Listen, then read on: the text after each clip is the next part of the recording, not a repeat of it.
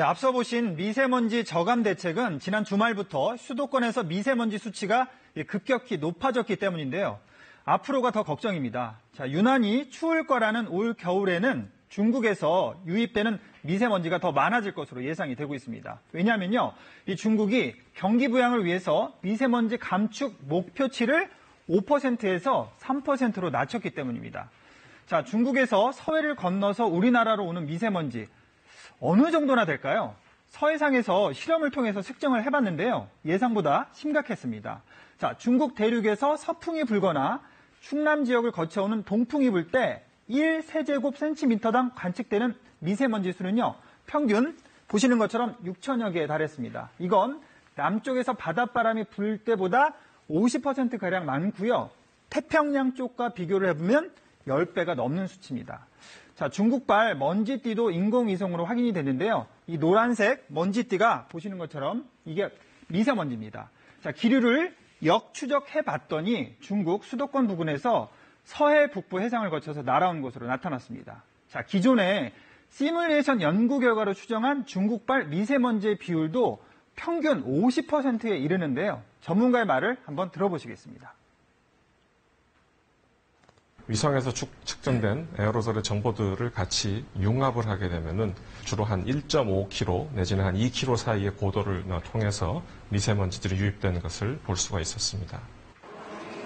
자, 한마디로 우리나라 미세먼지는 중국의 책임이 매우 크다는 게 입증이 된 겁니다. 그렇다면 중국 정부한테 미세먼지 책임을 져라, 이렇게 우리가 요구할 수 있는 거 아닐까요?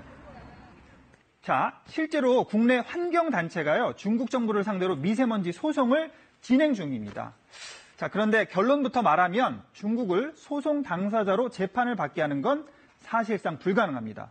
자, 왜냐면요, 한 국가는 다른 나라 법정에 피고로 서지 않는다는 이 국제법상의 주권 면제 원칙 때문입니다.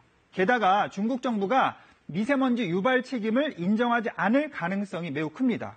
우리나라 자료를 못 믿겠다, 이렇게 나올 수 있기 때문인데요.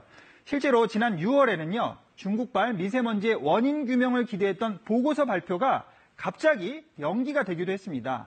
중국 정부가요, 최근에 자기네가 발표한 자료가 보고서에 반영이 되지 않았다, 이런 이유로 공개를 반대했기 때문입니다.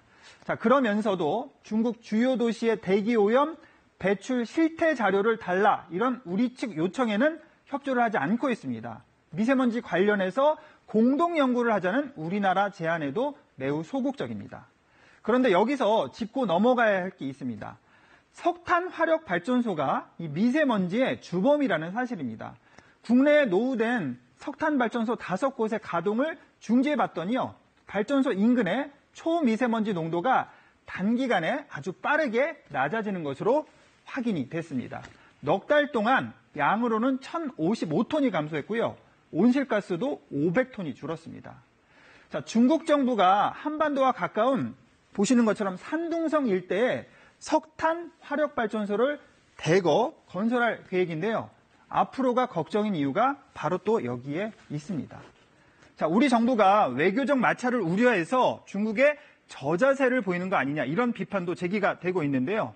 정부가 중국의 오염물질 배출 시설에 대한 환경 영향 평가를 요청을 해서 정확한 실태를 파악해야 하고요. 이를 근거로 중국 정부에 계속 해결책을 촉구해야 한다는 목소리가 높습니다. 친절한 뉴스였습니다.